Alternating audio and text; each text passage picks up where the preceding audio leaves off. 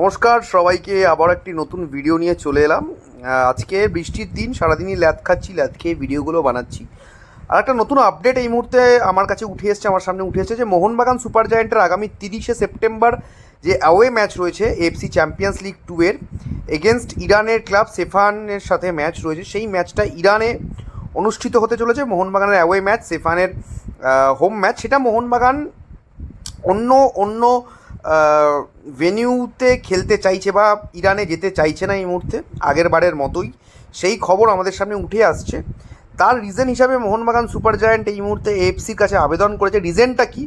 যেহেতু মোহনবাগান সুপার জায়ান্টের 4জন বিদেশি যারা ইরানে ভিসা সমস্যা ঘটছে, সেই 4জন হচ্ছে কারা কারা: Dimi Petratos, Jamie Maclaren, Jason Cummings এবং এবং Tom Aldred. Alberto Rodriguez Martin এবং রবসান রবিনোকে নিয়ে কোনো প্রবলেম নেই, আপাতত ভিসা সমস্যা নেই, যতটুকু আমাদের কাছে আপডেট উঠে আসছে। এবং মোহনবাগান এফসির কাছে একটা আবদার করেছে, এবং এই আবদারটা এফসি রাখবে না সেটা আমরা পরবর্তীতে বুঝতে পারবো।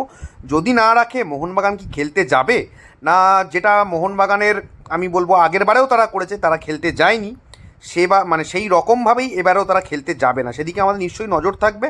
এবং যদি এফসি বলে যে তোমরা খেলতে যাও, তাহলে কি তারা 2জন বিদেশি নিয়ে খেলতে যাবে? তার মানে কী হবে আমি জানি না এত দ্রুত। কারণ আজকে অলরেডি যখন আমি এই ভিডিওটা বানাচ্ছি, আজকে 24শে সেপ্টেম্বর, আর 5 দিন বাদে ম্যাচ। যদি বলি তো এত দ্রুত কি নতুন একটা ভেনিউ সেট করা সম্ভব? আমি জানি না।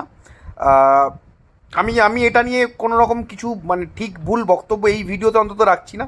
তোমাদের কি মনে হয় এই যে আবদারটা, এই দাবিটা, এটা কতটা যুক্তিসঙ্গত? কারণ আমার মনে হয় অনেকেই হয়তো বলবে যে ভিসা সমস্যাটা মোহনবাগান সুপার জায়ান্টের একার দায়িত্ব না। ডেফিনেটলি ভারতীয় সরকারের সাথে তারা যুক্তভাবে এটা সর্ট আউট করার দায়িত্ব মোহনবাগান ম্যানেজমেন্টেরই ছিল, যেটা করতে তারা আপাতত এই মুহূর্তে সফল হয়নি।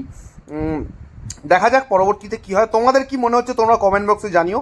ঠিক ভুল কোনো রকম বক্তব্য আমি এই ভিডিওতে রাখবো না, আমি জাস্ট আপডেটটা তোমাদের সামনে তুলে ধরলাম। Thank you so much. যদি ভিডিওগুলো ভালো লাগে, ডেফিনেটলি লাইক, সাবস্ক্রাইব এবং ফলোটা করে দিও। Thank you so much.